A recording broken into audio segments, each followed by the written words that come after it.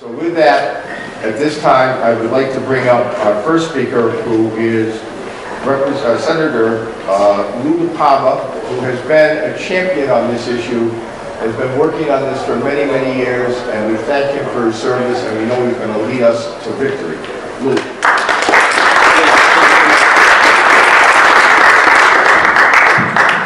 So George, thank you very much for the kind intro, but the thanks go to the folks behind me. I assume most of you folks, or some of you, are in fact direct support professionals, direct care workers. Those are the folks that deserve the thanks.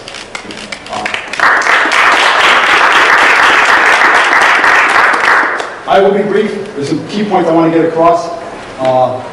The bill for the Senate is right here. I received it yesterday. I have a couple signatures. It will be introduced today. So with the break, with the time, with where we were, the bill exists. My name's on it. Some other names will be on it today. It will be introduced today. I'm going to bring a couple of these boards over and just quickly talk to these. These are ones that I used back in 16. Thank you, Gina. 2016. Before you even continue on, though, thanks to George from AFL-CIO, Emmanuel and Patrick from SEIU, Frank and Jim from AFT. If I knew who my machinist folks were, I would thank that person. If I knew who my UNAP person was here, I would thank them as well. Thank you for the work that you're doing. We need you to do more of it to bring this all together. Back in 2016 here? 2016. 2016, we had a campaign for 15 and 5. We began the campaign for 15 and 5, and I said, as long as I'm here in the Senate, in the State House, I'm in my 11th year. I serve as the first vice chair of the Senate Finance Committee and subcommittee chair for Health and Human Services. If I say I do this every day and every night, I do this every day and every night. We're going to get this over the goal line. There's not a legislator here, of the 113 are here, that doesn't believe you folks are underpaid and have been underpaid for years.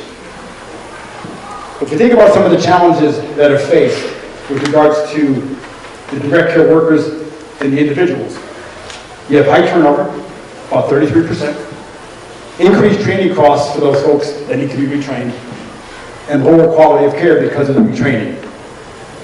The wage growth has been stagnant, like I said, going back to 2011, back to even earlier, Project Sustainability. There's a commission we have on Project Sustainability to figure that out. And if you look behind me, the majority of these folks are men. No, they're all women. So let's talk about what the $15 will do. Improve quality of care, to reduce turnover, and decrease training costs. It will give them the wages they deserve, and they deserved years ago. And from a gender equity pay perspective, as I said, this will help address the gender equity pay perspective. There are about 4,000 people in this care of the state with intellectual development disabilities. How many workers do you think there are? About 4,000 workers in the state working and doing this on a daily basis. The state has set this rate, and the rate has remained stagnant pretty much for many years since about the 2012 timeframe. Back in 2012, George won't know this, some of you may know this, if I was to ask you, what was the minimum wage in 2012? Somebody, what was the minimum wage in 2012? Just a guess. $7.40. At that time, a direct care worker was making how much? The average. $10.60-something cents. Over that same time frame, minimum wage is going up. That's a good thing. Thanks for the work of George and a whole bunch of folks to raise the minimum wage to where we are now at $10.50.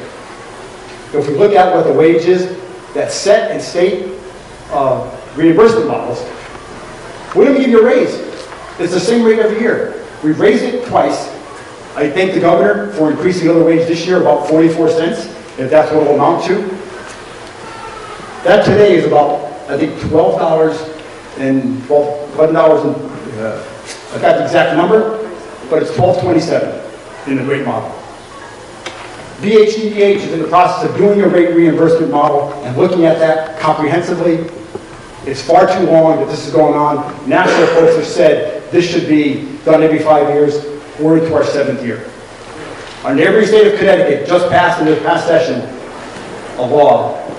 Minimum wage for direct care workers for individuals with intellectual development disabilities, in part because of the work of SEIU, to $14.75. The time has come for Rhode Island to do that. The time for us to do this is now, and I look forward to working with all of you, and clearly my